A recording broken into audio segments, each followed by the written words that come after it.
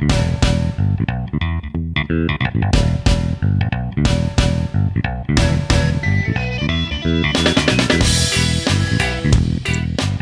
back, boys and girls. It is week 2 of the college football season. Week 2 of the Carla and Crappy show. Week 30 something of baby Fox getting ready. Somewhere in there. You're gonna have to tell me exactly what week that is. Yeah, I'm at 37. Yeah, I can't actually keep track of the weeks of the show, for what, 15 months or weeks or whatever it is. So this is a whole level of math that I'm not familiar with. Carla, how are you? We're hanging in. That's gonna be my standard answer as long as I'm still doing this show. It's like we're almost there. It's great. Everything's fine. Everything's fine. Baby's doing somersaults. It's great. So that's good to hear. We're every week you're still with us is a bonus. This is week 2, is the perfect time of the football season to make gross overstatements based on very, very, very small sample sizes. And we all love doing that. And we're gonna we typically have an overreaction Monday show at least once a season. We have to call this one Overreaction Wednesday because I had to veer off into Grateful Dead concerts. I'm wearing one of my concert shirts for those who are watching. No more Grateful Dead concerts during the season.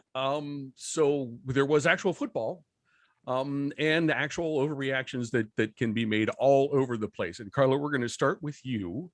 What stuck out with you last week, the first full week of the season? And what crazy overreactions can you come up with? Okay. Like I said, we were talking during show prep here. I was like, I've got a whole page of notes. We can go a lot of different directions here. Yes, so there's a lot. So let's start with the big game of the weekend, right? Mm-hmm. The game that everybody was hyping, Clemson, Georgia. Let's go there first. A really easy overreaction is, Clemson's not going to make the playoff. Right. And I mean, I'll be honest, as I was watching that game, on Saturday night, I have concerns about the Clemson offense. It's not DJ. And I think there was a lot of kind of pushback on it's DJ settling into a new system. He's not as good as Trevor Lawrence. Well, we both know that's not true. We saw him play last year. Yes. And we said last week on the show that we thought that DJ could be better, than Trevor was. Where my concern is just how out of sync that offense looked across the board. The offensive line did not play well at all. There was no run game to speak of. You watch that and you think, man, they miss ETN. Yeah, they do. You get a really good sense of how important he's been to the Clemson offense the last few years. Yeah. And that kind of flew under the radar, I think. With how good Lawrence was. Absolutely. It did for me. Absolutely. Yeah. And so not having a run game, it really hurt him. But even more so than that, the number of times in that game that receivers were running the same route and in the same section, even Herbstreit mentioned that a couple of times. There are two receivers standing in the same section. One of them ran the wrong route. Yep. And I've never seen a Clemson offense that out of sync. And yes, the Georgia defense is good. And we knew the Georgia defense was going to be good. But how much of that was the Georgia defense and how much of that was just Clemson not being ready? Right. And we're going to find out as the season wears on. But man, that was that after watching that game, I'm like, I don't know. And then after watching Virginia Tech at home put together a spectacular game, knocking off North Carolina in the opener, suddenly I'm like, well, maybe Clemson's got some competition in the ACC this year. Maybe they're not invincible. I don't know. It'll play itself out, but man, that was not a good first week impression.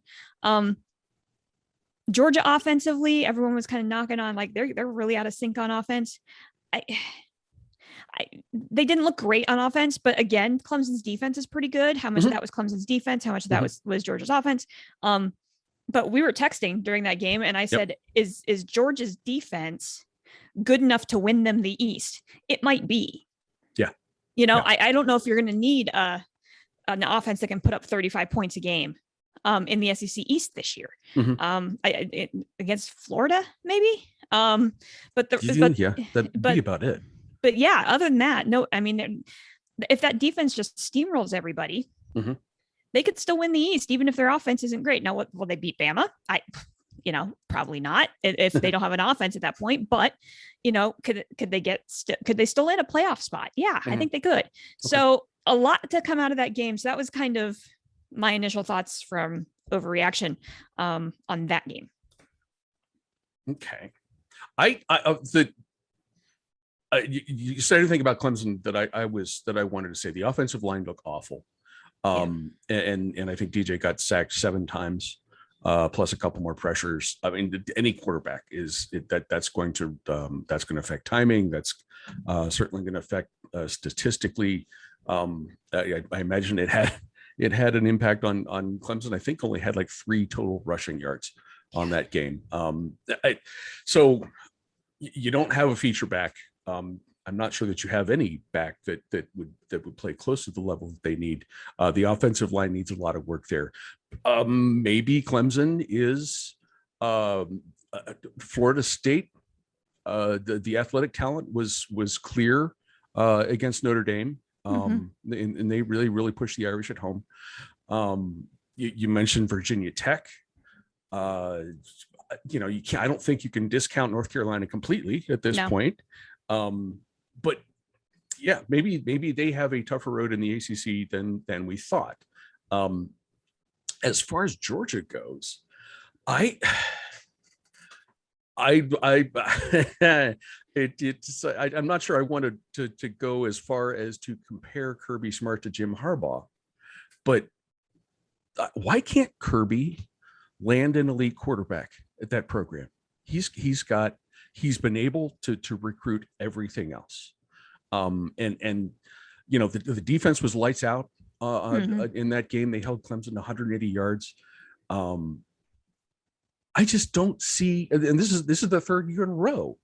Clemson starts with a quarterback that I'm just like, and game managers are fine. And I maybe JT Daniels is better than a game manager, but why can't you get a top flight quarterback? I think that's, we see this a lot. We see with Oklahoma's offense. Ohio State certainly has had success recruiting quarterbacks. Ohio State has had success recruiting quarterbacks from Georgia. Right. Why, Kirby? Why couldn't you keep Justin Fields? Why didn't Justin Fields want to stay in that program? As it looks now, Georgia will win a bunch of SEC games, but like 13-6. Right. The SEC that we used to joke about. But I mean, just as it stands right now, I don't see Georgia competing with Alabama when it gets to that game. I think Georgia will win the East, but they could get crushed by Alabama if they catch Alabama on a good day. Well, did you see anything else that we need to jump on from last week?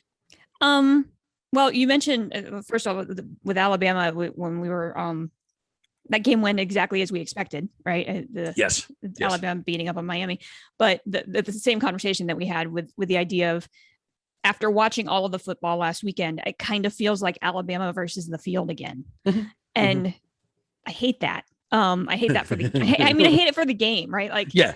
I was really hoping to see something better out of either Clemson or Georgia, or even a little bit stronger out of Ohio State. Although I think they started well. We're going to talk about them in a little bit. Alabama's just so far ahead of everybody else. And that was really, really apparent. And then another team that you mentioned, Florida State, I was not really looking forward to watching that game. Okay. Florida State, Notre Dame just didn't really have any appeal to me, but I was home. And so I turned the game on, and the moment that Mackenzie Milton went into the game, I was in. What a story. What a story. What a story for that kid. To come back from that catastrophic injury and then to play the way that he played and to stay in the game. Credit Mike Norvell for understanding the moment. Yes. And credit to the entire Florida State offensive unit for standing behind this quarterback, right? Like, I mean, that's a huge shift in a game like that to go out for what looked like was just going to be one play because of a helmet popping off, and then staying out there and engineering 2 drives to tie the game. but I think the best part of that whole thing was the number of cutaways to Milton's family in the stands, with his mom just like not being able to watch. And Yes. Pete Thamel actually had a really good React story on Yahoo, that Milton's entire medical staff from the Mayo Clinic was at that game. And just their reactions to watching him play. And what a story. I mean, suddenly, like, I mean, I'm not a Florida State fan. I have no reason to, Penn State fandom back in the old days of not liking Bobby Bowden in the good rivalry days and the whole bit. It's like, I can't bring myself to root for Florida State, but man, I can root for that kid. So I mean, that game ended up being spectacular at the end, because I just got kind of wrapped up in that story. So, so thank you, college football, for giving us our first feel-good story of the year. Yes. I tell you what, there were a couple of teams that I was that I wanted to bring up. And one, because we look at them as a playoff contender. The other is me trying to figure out what's going to happen in the Big Ten East, and we'll get to that in a second. Oklahoma. Remember last week when I said that Oklahoma's defense is so much better than it was a few years ago? Yeah, I was wrong. I'm an idiot. I take it all back. The Sooners gave up 400 yards to Tulane, which could have won the game. The Green Wave could have won the game at the end. I'm not sure that that's going to have an effect on Oklahoma getting through the Big 12. Because that's just sort of business as usual, right? You play until the last team that has the ball at the end is the one that wins. I do wonder about style points. I think that's hurt the Big 12 in the past, in terms of getting the team into the playoff. That could hurt again if they're gonna give up 400 yards and rack up 450 and eke out games against the competition in that conference, like Iowa State aside, that's going to bite them. So there's a clear spot where the Sooners need help. It is there, and we'll see if they're able to kind of shore some of that stuff up as the season goes on. What did you think of Penn State this weekend? It's funny because I actually missed that game live. I had something going on, and so I watched the replay of it on Monday, on Labor Day. Opportunistic defense, right? And that's what won them that game, and that's something we haven't seen out of Penn State for a while. So I was very pleased to see that. Better play out of the linebackers than I was expecting, better pass rush than I was expecting. So overall, the defensive unit that had a lot of questions looked much stronger than I was expecting them to. Not necessarily answered questions, but they looked a lot better. Yeah, much improved over last year, which was kind of the big question was last year a mulligan? And I think I'm leaning more towards yes, it was at this point after watching that game. Sean Clifford looked good. He did miss a couple of wide open throws that I know that he wishes he had back, but it's first game of the season, right? And so overall, I for some reason people were kind of lambasting the Penn State offense a little bit and said, I don't know. They did what they needed to do to win the game, and I saw places for improvement, right? The overthrown passes, the missed coverages, those kinds of things. I'm feeling pretty good about where they ended up, particularly on the defensive side of the ball. It was a nice win. Which they wouldn't have gotten without a couple of Wisconsin miscues, but the Penn State defense kind of forced some of those miscues. Yeah, no, that counts for something too. The thing that I came away from that game is it's a broader point, but and you said they figured out, did what they needed to do to win, and I think that's a difference. They won 4 straight at the end of last year after an awful start, after the worst start in the program's history. This year's team, last year's team lost those games. This year's team knows how to win them. And that, again, it's very, very small sample size. We're talking about overreactions here, but to be able to have the mindset to not fold up when the game is that tight in the fourth quarter, The DBs on the goal line in the fourth quarter played lights out. And this team knows how to do that now, and that officially makes them, that plus whatever the hell happened in Indiana, makes Penn State the Big Ten East team that I officially need to be most worried about. And it's kind of nice that we're sort of back in that position. I think we'll see how that goes in the future. Yeah. There's one non-football thing we need to touch on before we continue with the football things. The Big 12 decided not to wait to get picked apart by conferences that did not pledge that they were not expanding. And they are apparently adding Cincinnati, Houston, BYU, and UCF. I think those offers are going to go out this week or next week. But sometime officially soon. Yeah. What's your initial reaction to that? My initial reaction was, why UCF and not Memphis? Geographically, Memphis makes more sense, and they give you a little bit more on the basketball side as well. But overall, I mean, they're kind of taking the best that's left. I mean, if you had to pick 4 teams to put in, I put Memphis kind of on that fringe there too. Houston and Cincinnati and BYU are probably your 3 best options. And they all said yes. So, going back to the conversation from last week, does that make them a Power 5 still? I don't know. That's my next question. Yeah, I don't know if it increases the caliber of the league. We'll see. We'll see how BYU plays. BYU's got a huge game this week. They're playing Utah, and so it'll be interesting, to see how these teams play this year in their respective conferences. Whether or not they get somewhat legitimate bowl chances. How's that going to increase the caliber of the league? I do think it's really funny that Dana Holgerson's going to end up back in the Big 12. That's kind of a fun side story here. he left West Virginia to go to Houston to get out of the Big 12, and now suddenly he's back in there. But anyhow, the Big 12 did the best that they could without poaching one of the other Power 5 conferences. Which I don't think they were in a position to do. No, I don't think so either. And so it'll be interesting to see how it plays out. I think I like UCF. I mean, this stuff is driven by football, period.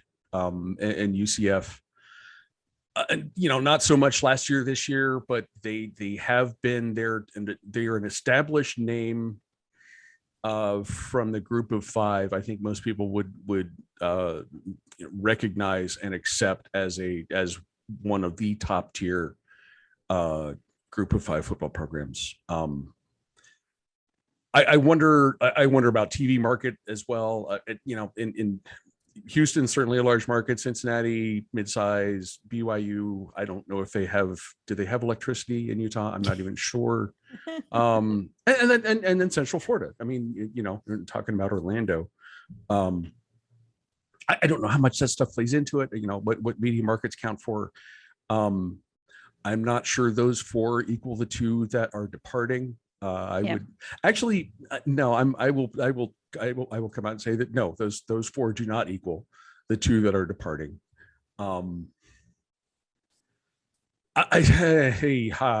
mean, we're in the midst of this big existential re-examination of what college football looks like, and maybe this is the thing that prompts a discussion about what the power conferences are, and which ones, who is not, because I'm not.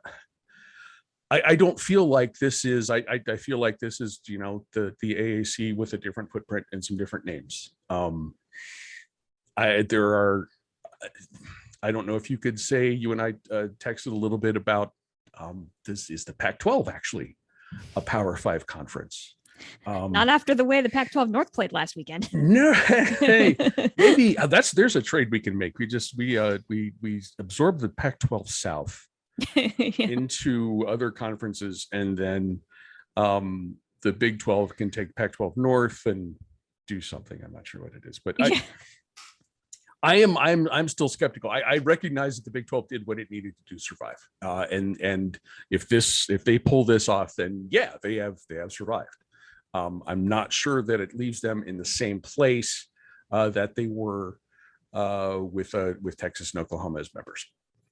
The other question, now that we're tinkering with G5 conferences, will AJ not have as much to talk about for this week? The answer is no. AJ's just fine. Here it goes. Hello, it's time. We're going to talk about some truly amazing football happening this week. It is your buddy AJ telling you all about all of the games that you're probably not paying attention to. We're starting Friday night, Kansas at Coastal Carolina. That's right, the ranked Chanticleers. 2 years ago, Coastal Carolina beat Kansas, and we all looked at Kansas and went, haha, you lost to Coastal. And then last year, Coastal went to Kansas and whomped Kansas, and we all went, oh no, Kansas, you got whooped by Coastal. And now Kansas gets to go to Conway, South Carolina, and we're all going, oh, Kansas, you gonna die. Because Coastal's very good, and Kansas is Kansas. And they almost lost to South Dakota. They should have lost to South Dakota and somehow didn't. By the way, this is a reminder. I told you about a bunch of upsets, and then they happened. Shh, just pay attention over here. Thanks. So, Friday night, Kansas at Coastal Carolina. Kansas, you gonna die. I'm going to move along to 8 p.m. on Friday. North Carolina A&T at Duke. Duke. Yikes.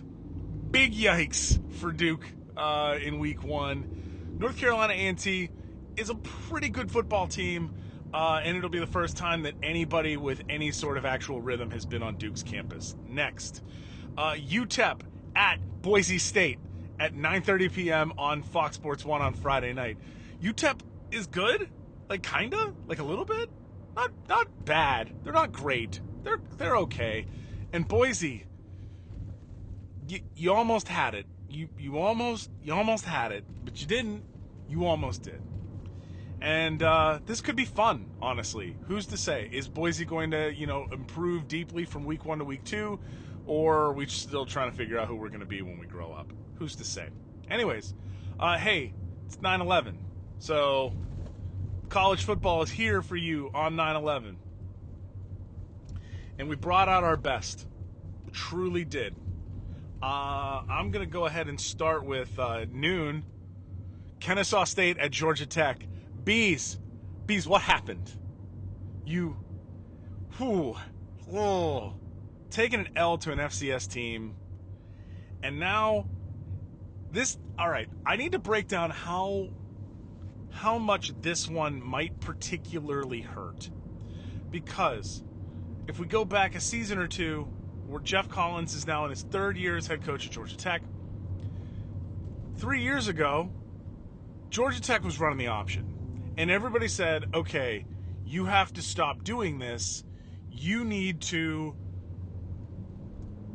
stop running the option. You're in Atlanta. You have all of this opportunity to get all of this talent, and you run the option so none of this talent wants to come to you. So stop running the option so this talent can come to you.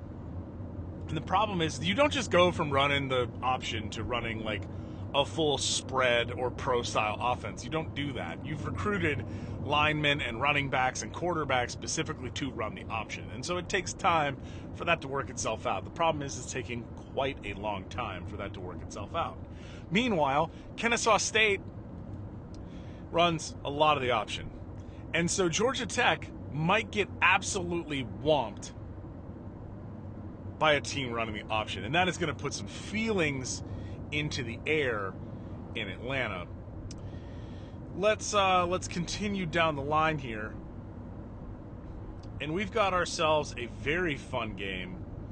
And that is 2 p.m. Rutgers at Syracuse. In the 9/11, never forget that they scheduled this stupid game. Who wants this? Who asked for this? What booster was like, I don't really want to travel that far from home, but I don't want to get whooped by Penn State. I know, let's go to New Jersey. Syracuse, don't do this. Rutgers is actually kind of good. like a little bit, and you're not. Good win though. Good win beating Crappy's Ohio, but this is going to be a garbage game for New York, I guess. Also, 3 p.m. Purdue's playing UConn. UConn, just shut it down. Nope, you're all done here. Just shut it down. Nope, no one's checking for UConn football. Please and thank you. Shut it all down. Let's continue on down here. 3:30 p.m. Cal at TCU, or as I like to call it, Cheez-Its Revenge. For those of you who don't remember one of the worst college football games ever played, the Cheez-It Bowl in 2018 featured 6 combined first-half interceptions, 3 combined second-half interceptions, for a total of 9 combined interceptions in the game, leading to a 10-7 TCU victory in overtime. It was an absolutely garbage football game, and they said, you know what, let's do it again. Why? We don't have to. Cal doesn't have an offense. TCU doesn't have an offense. Hooray. Maybe watch this game. I don't know. I hope Carla and Crappy are talking about this game. Game day is going to be there, but I'm going to talk about it anyways. Iowa at Iowa State. It is El Clasico! Hey, Iowa. Iowa State's actually good. Might want to look into that. This game could end 13-5. Might end 34-31. Literally no one knows. It is El Clasico. None shall know. Most of the big teams are playing crap teams. Not going to talk about them. App State at Miami at 7 p.m. Miami, why? Why would you do that? I know you were supposed to go to Boone. Maybe you did go to Boone. I forget if you did. But App State is not a team you schedule, Miami. You got to schedule like FAU or FIU. Oh, wait, no, you did schedule FIU and you lost. So you thought you'd go up in the ranks and go get App State. Maybe you'll play better. You won't, and it's going to hurt. And finally, I'm going to skip past everything here in the middle. Memphis, Arkansas State at 7 p.m. That'll just be points that you should watch the scoreboard for that one. And we're just going to go ahead and slide on down to the 10 p.m. hour, because we have a lot to talk about in the 10 p.m. hour. It is an after dark week. I'm putting the kids to bed early, okay? We start at 10 p.m. Vanderbilt at Colorado State. Both of you are bad. Let's see who's the worst, okay? Also, just check out this game for Colorado State's uniforms, because they're going back to their Colorado State or Colorado A&M days when they had a beautiful green and orange combo. You should watch. The jerseys and helmets look awesome, and Vanderbilt is ass. So there's that. San Diego State at Arizona. San Diego State's going to go to Tucson and just absolutely pummel Arizona. Arizona State is a 1-point favorite at home. San Diego State going to whoop that ass. We got Holy War, too. Utah at BYU. Utah 7-point favorites. BYU's lost a lot of the fun people that played offense for them last year. But it's Holy War. These two teams actually truly hate each other in the most God-fearing way possible. So watch this game. That's on ESPN. Stanford at USC. Y'all want to see a dead body? Because USC is going to poke a dead body for a while. Stanford is absolutely moribund. I'm using the big words for the nerd school. And that's because they just cannot. They lost their strength coach that they had for most of the intellectual brutality years. And it turns out that when you want to play the brutality angle, you need to be able to push people around. And they don't have a strength coach that is putting weights on there's less plates on the bars, I guess is what I'm saying. We got UNLV at Arizona State. Arizona State gets to show off their full firepower at home. Arizona State is a 32.5-point favorite. UNLV, very bad. Reminder, I told you they were going to lose to an FCS team, and then they did. Hi, listen to me. Finally, Hawaii at Oregon State. If you'd like to watch Hawaii football and not have to stay up until midnight to do it, fine. You can stay up till 11 p.m. and do it. And this time it'll be on FS1. Oregon State is a 11-point favorite, but my beautiful Rainbow Warriors will be in action. This has been your After Dark Trash Football Report. Watch the garbage football. Please eat the whole hog. College football is a wonderful national sport. And put eyeballs on the stuff that isn't necessarily Alabama and Ohio State and Clemson and Georgia. because when you do put your eyeballs on Clemson and Georgia, you get a 10-7 garbage game, or 10-3, whatever that game was. I'm sorry, that game was trash. Get out of here. Thanks. Bye.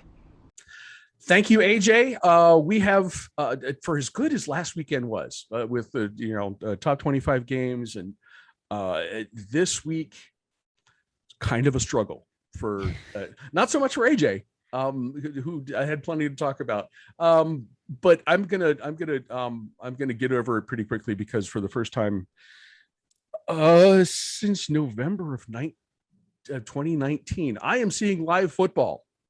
Yay. This weekend on Saturday. Big Nude is coming to Columbus. Number 12 Oregon is coming to Columbus to play the number 3 Ohio State Buckeyes, who are favored by 14.5 points. My notes for this game start with Tavon Thibodeau. Is that how you say his name, Thibodeau? I think so. Yeah. And I have stuff to say about. I imagine you have a couple things to say about him as too. What do you think about this one? Yeah, it's originally I would have said that line was a little bit too high. But then if you look at what both of these teams did last weekend, it seems spot on, to be honest. My initial impressions out of Penn State, pregnancy brain. My initial impressions out of Ohio State was I understand how CJ Stroud won the starting job, and he, for a first outing last weekend, he looked good. I mean, he needs some more reps, and he missed some stuff, but I mean, first time start, like there's real potential there.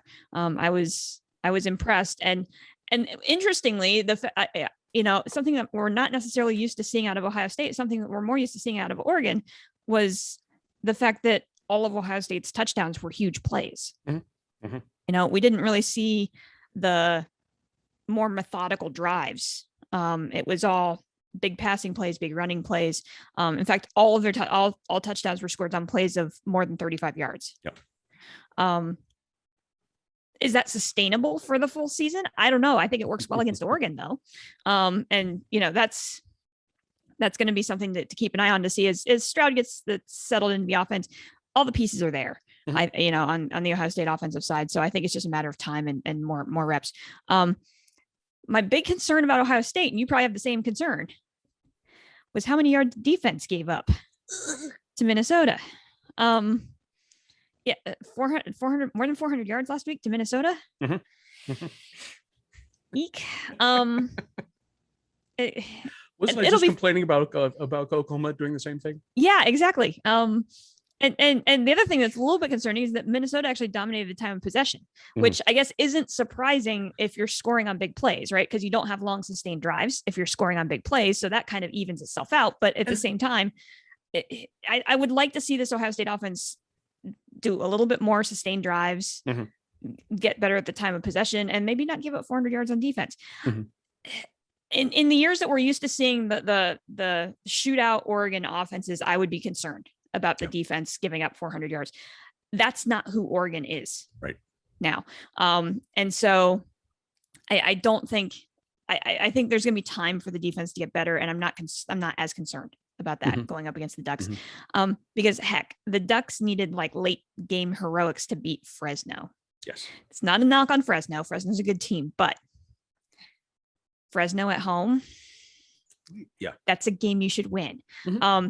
And the offense struggled, and and that's a big deal. That Oregon's offense wasn't really what it was up to, and you were saying, Kayvon Thibodeau, that's a big deal. Leading pass rusher, still listed as day to day. Yes.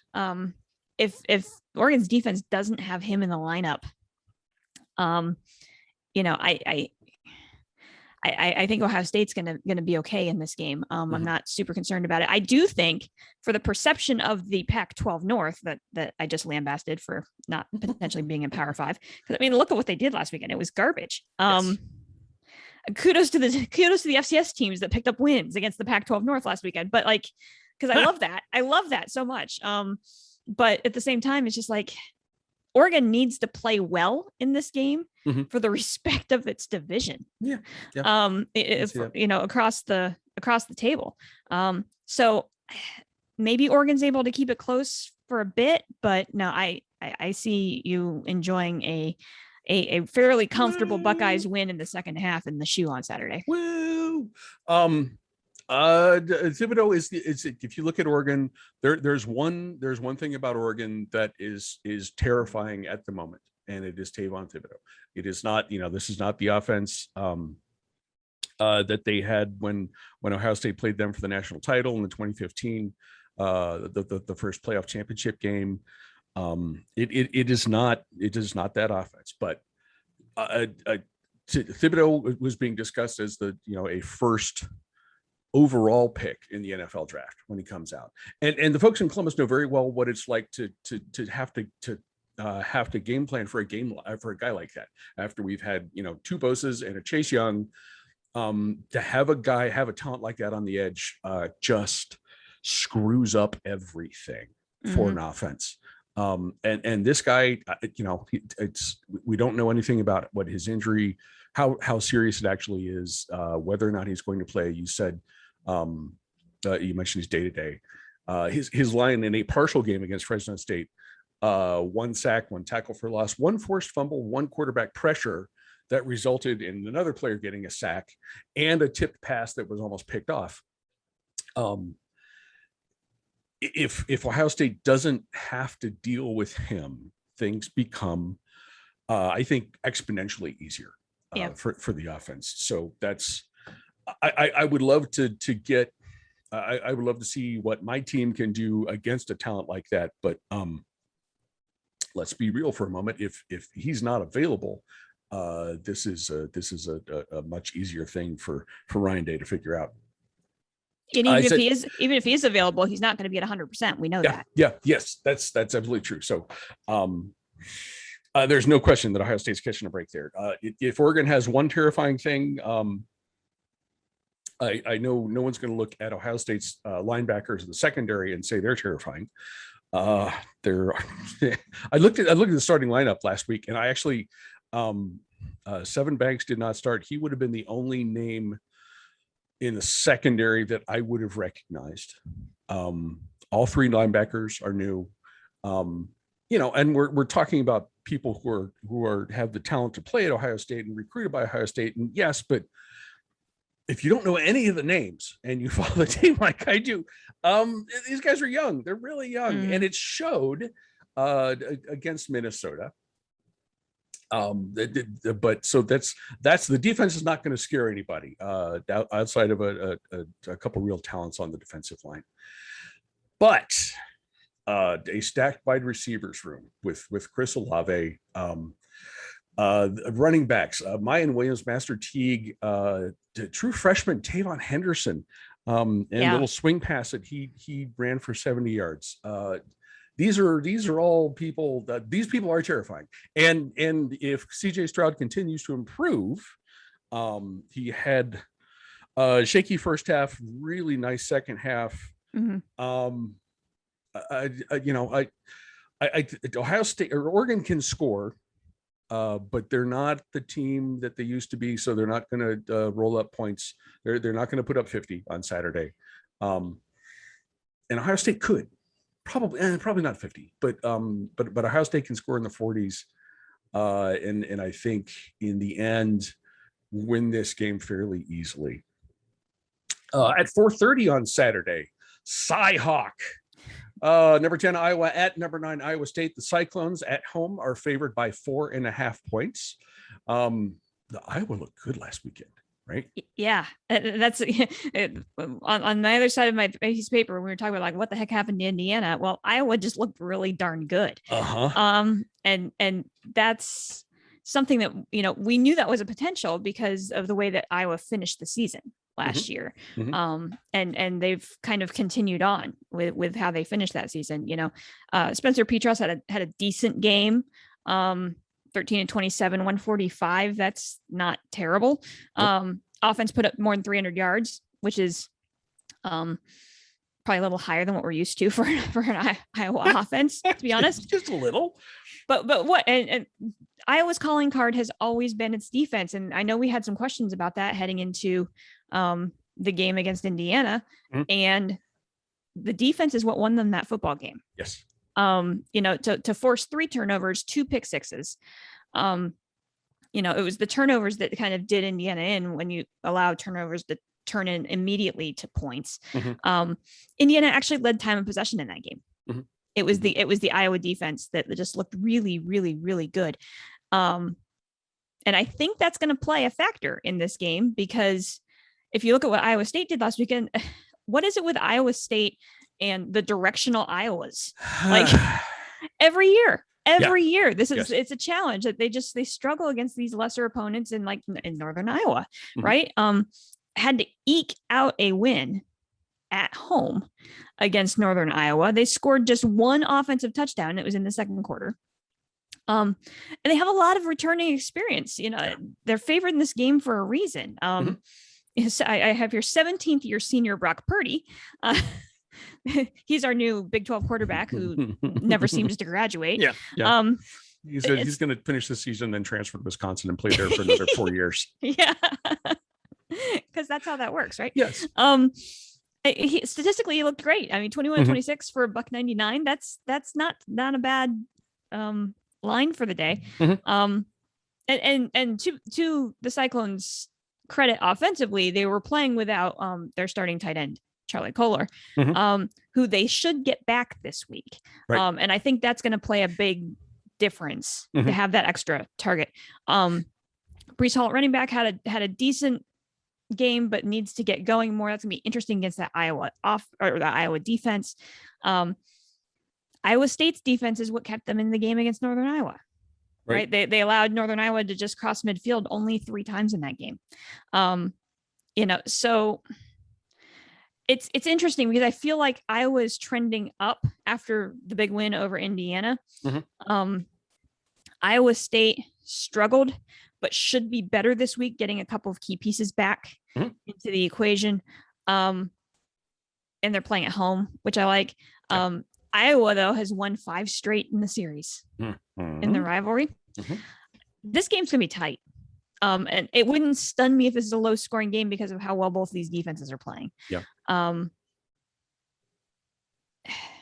To me, they're ranked 10 and 9 for a reason, right? Like it's kind of a coin, it's kind of a coin toss. I think. Yes. I think this is a pick 'em kind of game, and I guess my instinct says, and this will probably be wrong because I picked Indiana to beat Iowa. I kind of feel like riding the hot hand here. Iowa's trending up. Iowa State struggled a bit last weekend, and Iowa's got the momentum in the series. I'm going to say Iowa figures out a way to win this game late. Okay. But this is for me, this is a total coin toss. I'm glad that this game's at 4:30. It's going to be the best game of the weekend by far. And I'm actually very excited about watching it, which is not something you normally say about 2 Iowa schools, but I'm the same way. And we'll be home in time for the second half. So I'm pleased about that. Yeah. So I'm going to say Big 10 and the Hawkeyes figure out a way to win, eke one out late. Okay. Well, we used to make a point of making fun of the SEC when they would have these, the 13-10 matchups. And it's like, oh, what a snoozer. And for some reason that's different when we're talking about Midwestern schools. Yeah. And I don't care what you think about what I just said. It just is. So deal with it. Both of these defenses were phenomenal last weekend. I think that Iowa gets more credit for that, given that they were playing a conference opponent instead of an FCS team. Recent history, I think the overreaction is to look at last weekend and think Iowa's got the hot hand, and perhaps they do. If we look, take a wider view.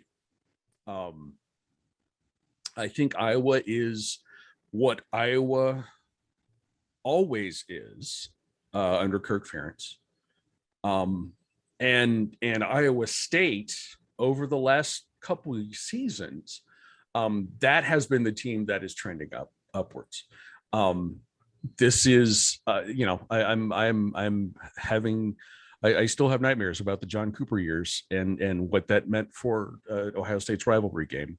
My friends in Ann Arbor have similar memories of, how many coaches has it been now since Lloyd left? The Cyclones will rely on Breece Hall a lot. He's a tailback. He can ease the pressure on Brock Purdy, who should get Charlie Kolar back, the tight end that you mentioned, and Purdy's favorite target. But if not, they've got a good running game to fall back on. A big day for Breece Hall will also help ease the pressure on Matt Campbell, the Cyclones coach, who has yet to beat Iowa in the rivalry game. And I think the Cyclones will finally do that. Matt Campbell will finally get that win on Saturday. So, boys and girls, you can hear the Carla and Crappy Show on Apple Podcasts,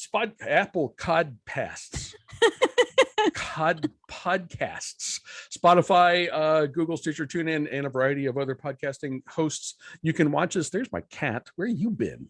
You can watch us on YouTube and the show's Facebook page. If you like us, please subscribe, rate, review. If you don't, mind your own damn business. And be sure to come back next week to see if Carla's still with us, number one, to see how wrong we were, number two, and to see if Charlie will leave me alone, number three. Carla, any final thoughts out of you? So one other game that I have to put on my radar because of the comment that I made at the end of last week's show. Okay. So I made that comment about Stanford at Kansas State and that potentially being a re-indication of whether the Stanford postulate was going to be in full effect. And ding, ding, ding, ding, ding, ding, ding, ding, ding. So we'll find out if the opposite is true this weekend, because I have Stanford at number 14 USC, which is a super Pac-12 after dark game at 10:30 Eastern kickoff. Yes. But this is a game that Stanford probably should lose because they're not ranked and USC is. Right. So on paper, this is a game that Stanford should lose, which means that the Stanford postulate is in full effect. Stanford will go to USC and win this game. I'm with you, Tree. Totally. So if you feel like staying up late, and I've got a couple more weeks before I'm going to have to be like staying up late to like feed babies, but yeah, if you feel like staying up late, that one should be entertaining and it'll be closer. Regardless, it'll be closer than what it should be. Okay, that's fair. My one last thing is not something that's this weekend, but it's something that is next weekend. And I am removing, if you're not watching, I'm removing the Ohio State hat and I am placing upon my head a Cornell University hat. It doesn't say football on it, just says university. I think I have to look in the reflection. It's been a while. And Carlos, this is the first you're hearing of this. It's actually not, because we talked about this last season and then the Ivy League just canceled everything. Right. The Cornell Big Red starts their season at 2 p.m. next weekend, hosting VMI. And what we're going to do, because my nephew plays football at Cornell, and I have not spoken with him. He was a freshman on campus last fall. So obviously no football last fall. They did not participate last spring even. So this is the first time. I'm hopeful that he is that he finds a role on special teams and maybe something else beyond that. We will see. But next week, and Carla, this is I'm telling you as much as anybody else, we will start a brief Ivy League Cornell football preview segment. Okay. So, the only I shouldn't say only, probably, maybe, perhaps one of the only college football podcasts in the country that will preview Cornell football every single week through their season, is right here on the Carla and Crappy Show. Are you ready for this? You ready? You prepared? I love talking small schools. You know this. I went to one. Speaking of which, Robert Morris has to play a directional Michigan this weekend. Eek. I think they'll use at Louisiana. I'm not expecting much. Yes, I like talking FCS football or Ivy League football, and yeah. Mm-hmm. It'll be lovely to talk about another league. I like it. Okay, that's good because you don't have a choice. You can even make stuff up if you want, or you might be having babies by then. I don't know. Well, but that's going to be a thing for the rest of the season. We will see how it goes. Boys and girls, whatever you do, make sure you read up on Cornell football to be prepared for next week, and enjoy the games this weekend. Carla, I wish you comfort, freedom from too much stress. I don't know what the appropriate thing to say here. Hopefully one more week. Okay, that's good. That's fine. Hopefully I'm back one more week. One more week would be great. One more week would be awesome. We will take you for however many. I mean, your name's on the show. We will take you for however many weeks you want to. You can hang out with us. That'd be great. So Carla, cheers to you. Hope everything continues to go well. Cheers to you, boys and girls, and we will see you back here, one of us at least, next week. Cheers, everybody. Cheers.